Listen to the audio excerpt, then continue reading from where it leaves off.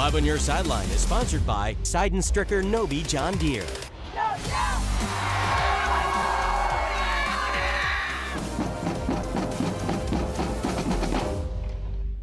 Well, for some players, tonight is the end of their football careers, and for others, it's just the start of championship memories to last a lifetime. That's right, it is finally playoff season. Welcome into 5 on Your Sideline. I'm Corey Miller, and there's no reason for you to all still be looking at me. Let's get to those postseason highlights. All right, up first, Kirkwood and Jeremy Macklin hosting Lindbergh. And I think Creighton Wise is going to want this pass back for the Pioneers. It's in the air, and then it's picked off by Lindbergh's Jake Nilo, and he's going to have a nice return as well into Pioneer territory. But Wise would get another shot, and this time it's going to be perfect. He learned from that first one. He leads his man, Jaden Sloan, and Sloan does the rest. On his way to the end zone, that's a 71-yard touchdown pass for the Pioneers, and they go on a roll over Lindbergh in round one, 52-10. Over to Ladue, where their QB, Bo Dolan, was locked in a tie game with Parkway West when we showed up. And I'll tell you what, we showed up at exactly the right time for the play of the night. Maybe the play of the year. Double pass, Longhorns pull out the trickery. It's tipped by Ladue, ends up in Parkway West's hands, and he ends up in the end zone. That's Jack Getty with the touchdown there. We'll look at it again. We got to see that one again. Slow motion, play of the year right there, I'm telling you. Parkway West would continue to roll. This is going to be Brian Campbell. He gets the handoff, and nobody's going to catch him for that touchdown there.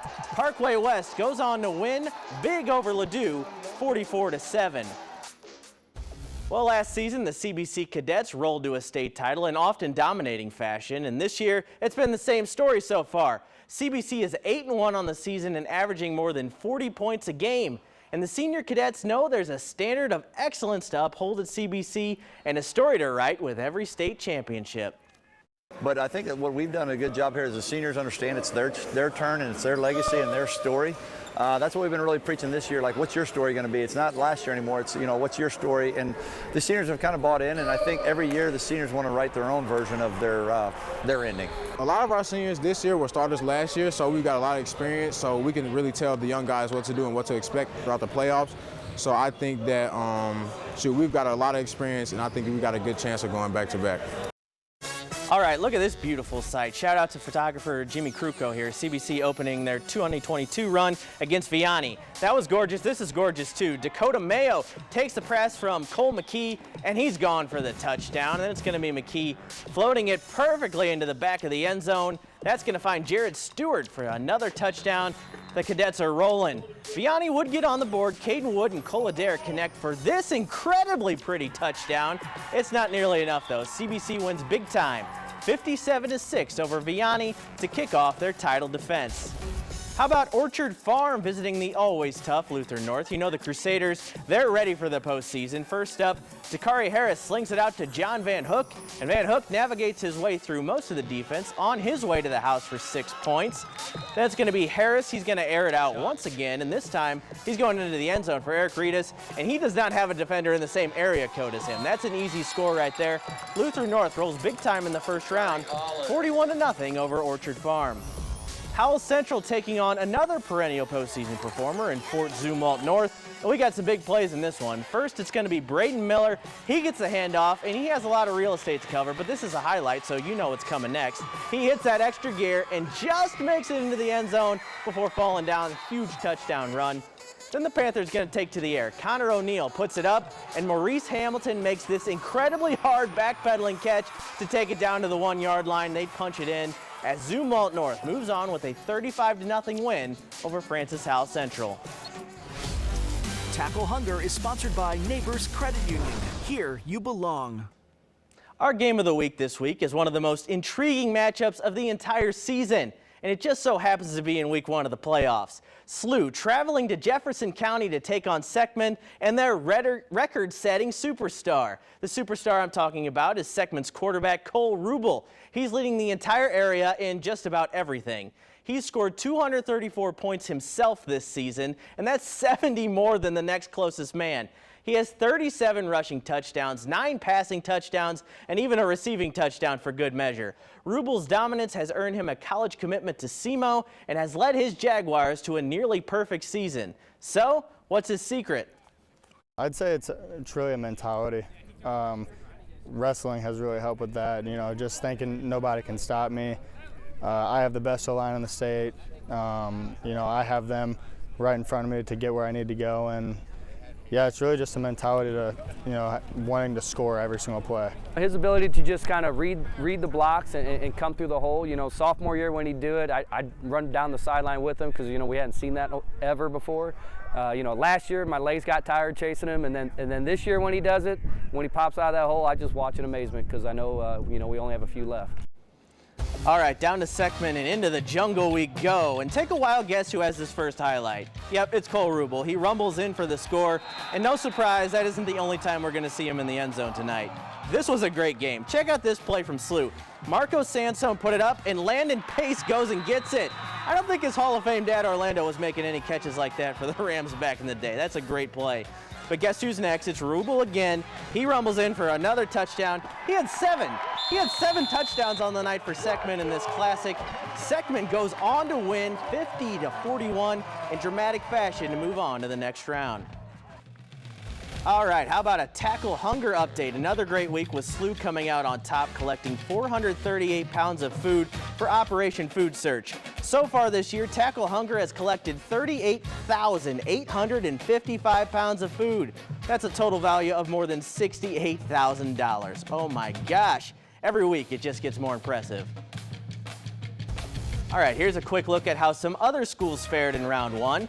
Marquette, DeSmet, and Timberland are among the notables moving on to the next round. Things have been going in the wrong direction for the Blues lately, but Craig Berube knows what needs to happen to get back on track. We'll have that coming up next.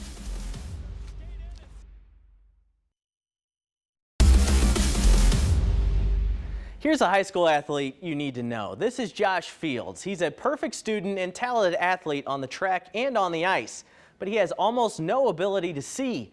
Josh has suffered from congenital glaucoma since birth and has around a 10-degree field of vision.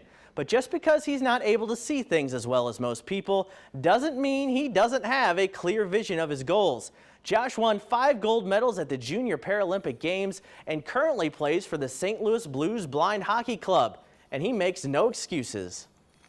I know a lot of other disabled people who have one leg or one arm or have a mental challenge.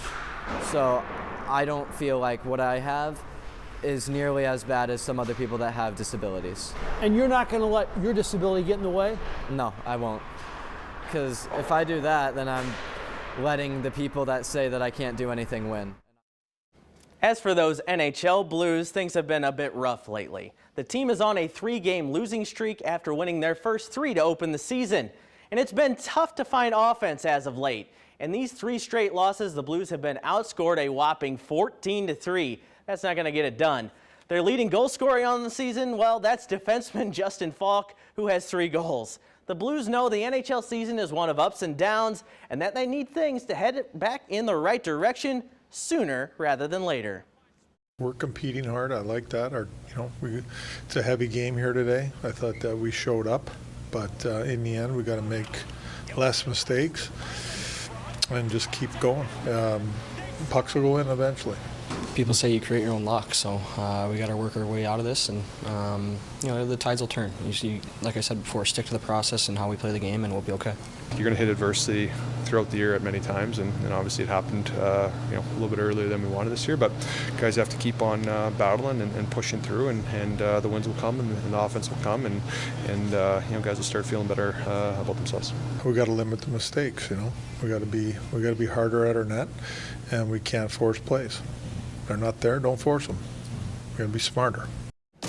Well, things are heading in the right direction in Champaign right now, but Brett Bielema doesn't want his team to get ahead of themselves. We'll hear from him ahead of this weekend's game coming up next. Well, it's another week and another check-in with these two guys. Brett Bielema and Illinois are the 17th ranked team in the country, and Mizzou is counting their blessings after barely escaping with a homecoming win over Vanderbilt. 3-4 Nebraska is next for Illinois tomorrow, and on paper it should be an easy one for the Illini. But Bielema doesn't take anything for granted and always knows how to fire his team up. I put media quotes from our opponents all the time up to our team because that's the greatest indicator of what people think of you. And one of the things I said is, consistency is a really great thing when you talk about success, but it has an evil cousin called complacency that can bring you failure.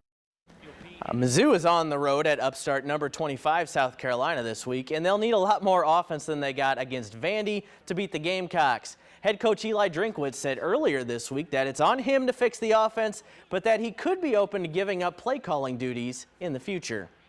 I've got to dive in there with everybody and say, okay, what can we do? How can I help these guys? Whatever the future might hold as far as that, we'll decide at the end of the season. But there's nothing within me that says, man, if I'm not calling play, I mean, like that's not, there's not enough ego there for me.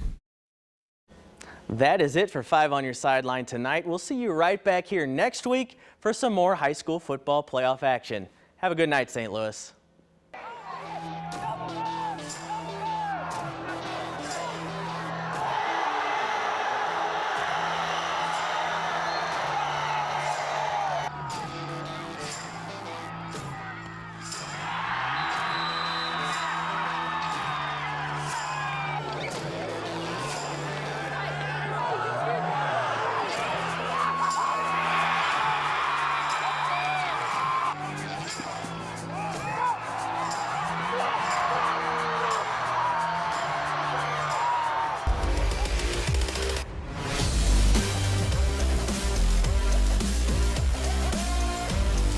Five on Your Sideline was sponsored by Seidenstricker Nobi John Deere.